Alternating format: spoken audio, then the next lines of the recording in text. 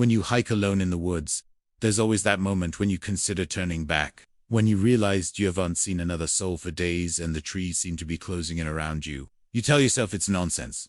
There's nothing to worry about. But even so, you can't help but make a mental note of yours. You take note of the paths and landmarks and anything that might help you find your way back to safety. But there was something else driving him. Something deeper.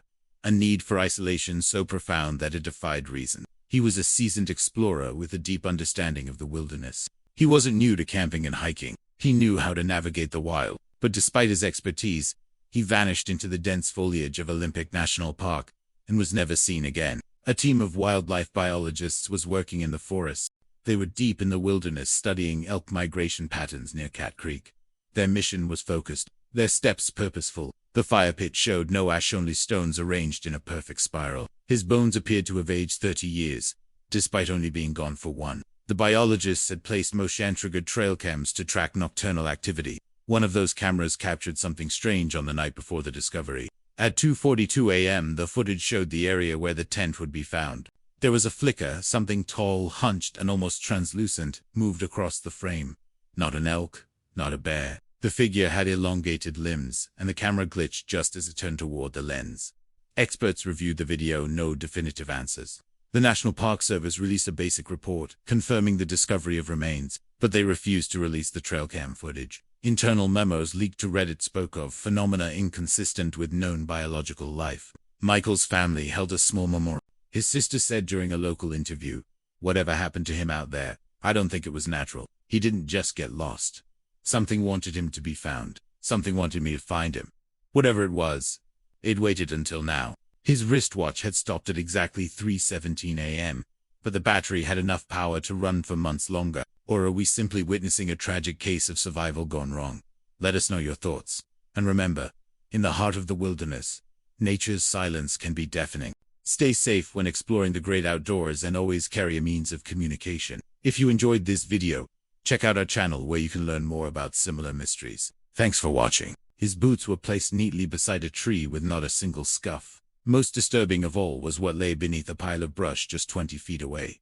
A human skeleton, partially buried and strangely aged. The femur and skull had been cleaned, almost polished, but with no animal bite marks or natural signs of decay.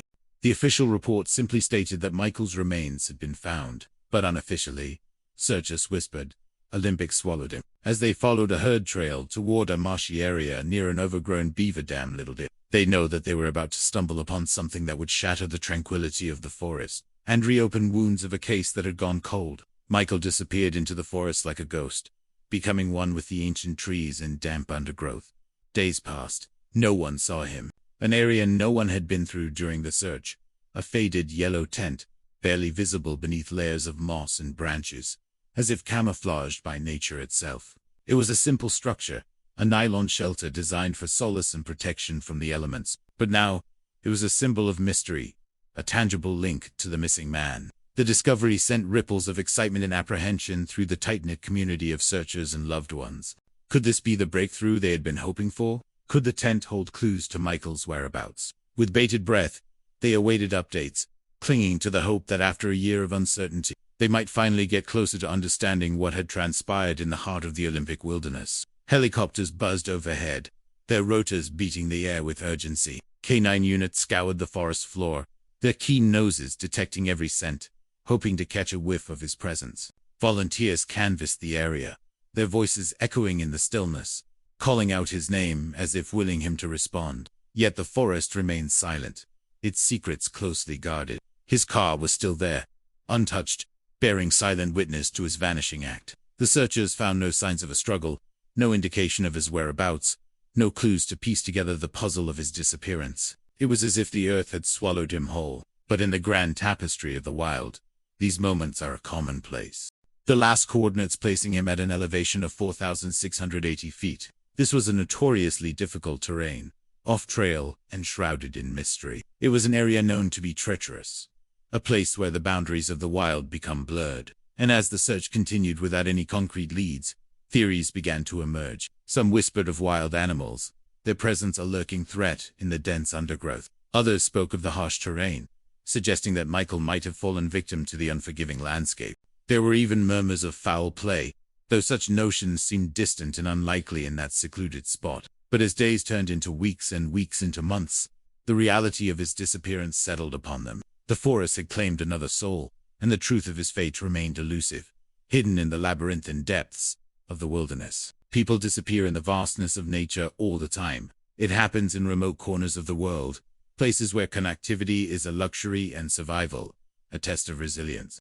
And while some of these disappearances are the result of unfortunate events, others seem to vanish without a trace, leaving behind only unanswered questions and fading memories. Well, what if I told you there is a place in America where the forest doesn't care whether you live or die, where hikers have disappeared without a trace, where search parties come up empty-handed, and where loved ones are forced to grieve forever, knowing that the wilderness has claimed another victim? He was a 32-year-old experienced hiker, a former Marine, and a weekend adventurer. He'd explored most of the national parks across the Pacific Northwest, and had plans for many more. But in July of 2023, he told his sister he wanted some real solitude and left for a solo 4-day trip into Olympic National Park. This was a park he knew well. He'd hiked here dozens of times and had worked as a seasonal ranger. But this time he ventured further than normal.